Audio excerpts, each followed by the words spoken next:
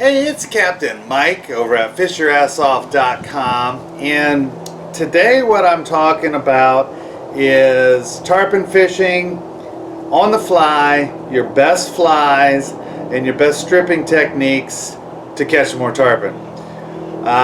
If you're not into catching tarpon on the fly, this is probably not a good video for you. But if you are, I'm going to show you some of the mistakes I see when I'm having one of my tarpon charters that a lot of fly fishermen make, and I just want to make sure that you don't make that and maybe help you out as far as catching a few more tarpon. The place is blowing like crazy today, so hopefully you can hear me and the wind's not messing things up. But alright, let's just go ahead and talk about forage that these tarpon are eating during different times of year. Now in my area, we really don't start catching the tarpon until the water temperatures get 70 degrees plus. So that's kind of the number, 70 degrees. Now this year we started catching them in February. We had just, gosh, it must have been 2 weeks of just a warming trend, and the water temperatures came up and we started catching tarpon. And it got cold again and it shut down. But for the most part, you can really start consistently catching tarpon because of the water temperature. In March, you know, there's more, and then April there's more, May, June, and then before you know it, July, August, the place is full of tarpon. We get a lot of tarpon. So as the water heats up, you know, 70 degrees all the way up to 85-ish, they love it, and there's tarpon everywhere.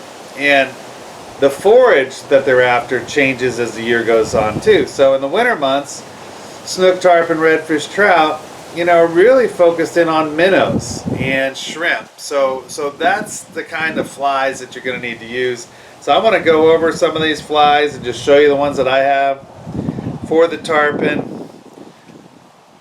when they're really focused on shrimp and minnows. So here's a good shrimp pattern. I'll take a picture of this and it'll be at the end of the video, so you can just, if you want to copy these. It's another shrimp pattern. I get a lot of my flies, you know, because I buy in bulk because I lose so many, you know, people throw them in the top of the mangroves and stuff, and we just can't get them. But you know, tans with olives is a good one. The companies that I get them from, there's one called Discount Flies, that's a good one, that if you buy in bulk you can get some pretty good deals. And Big Y Outfitters or something like that, I don't know, but they have pretty good prices for these flies, especially if you buy in bulk. So those are your different shrimp patterns. And then of course you need clouser type stuff, which are minnow patterns. Here's a larger type clouser. And then here you have the deceiver type minnow patterns. You can actually fish this all year round. I mean, a snook, tarpon, redfish, trout, it's very rare that they say no to a minnow. I think it's kind of an afterthought to them. They're like, I'm not going to chase that very far. Let me just eat that, you know, versus if they see a mullet, they're like, it's going to be hard to catch this thing. I wanted to put some effort into it. So I think they just don't put any thought into these tinier flies, these minnow patterns. I don't think they put any thought into it. I just think it's just, yeah, let me just eat that. That's why you catch such huge tarpon on such teeny tiny little flies. You got to have a cockroach pattern in there. This is good, especially when the water's a little bit stained. When you're fishing around grass flats and stuff, something with olive in it, the greens tend to work out pretty well. They've been studying what fish can actually see, and they're starting to figure out that a lot of them, inshore species, can't even see red, orange, or yellow, so it's just varying shades of gray to them. So here we have this red something, and we think, oh, this is going to get their attention, but it's actually just kind of a darker gray thing to a lot of the fish. Tarpon toads are another one, obviously. Something tarpon like, they get their own name. Tarpon toads almost always look something like this, but sometimes they vary, but they're almost always real thick like this, so when the tarpon's looking up, they're seeing a thicker profile. Another kind of tarpon toad. They love purple. Purple's a great color, especially low light situations, first thing in the morning, nighttime, sunset, or cloudy, or when the water is a little bit messed up. So as the year progresses here in my area, I fish from Vero Beach, Fort Pierce, Jensen Beach, Stewart, that area. So it's like maybe a 20-mile area, 30-mile area that I fish. And the different bait runs come through during different times of year. So in March, we get our first decent bait run, which is our bunker run. Bunker, Pogie, Menhaden, whatever you want to call them, comes through. So as they come through, you start making your baits have a larger profile to them. So you want usually a little more length, but a little fatter. So that's when all of a sudden these bait fish patterns really start to do a lot better. Any of these bulkier type of flies will start doing better for you when that happens. So as it progresses, then we get finger mullet come through. So these finger mullet patterns work pretty great too. Anything that looks like a little mullet, so they're a little thicker, more cylindrical, perfect cylinder type of looking baits. The greenish stuff again works pretty well when you're around grass flats. And then some of the grays and whites and things work better when the water's a little bit murky, and the whites work great too.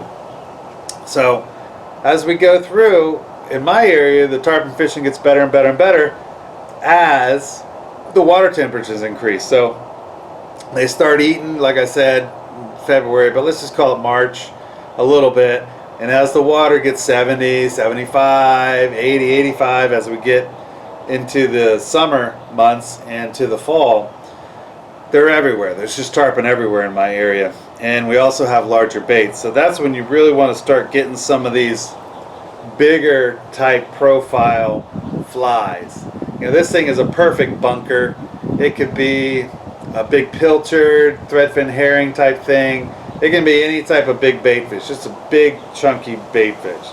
So you need the whole gambit, from the little teeny minnow type things all the way up if you're going to be fishing all year here. But like I said, a lot of times you can get away with just pitching a decent minnow pattern because they'll eat it all the time. But sometimes they're so keyed in, they only want whatever's running, and that's all they're going to bite.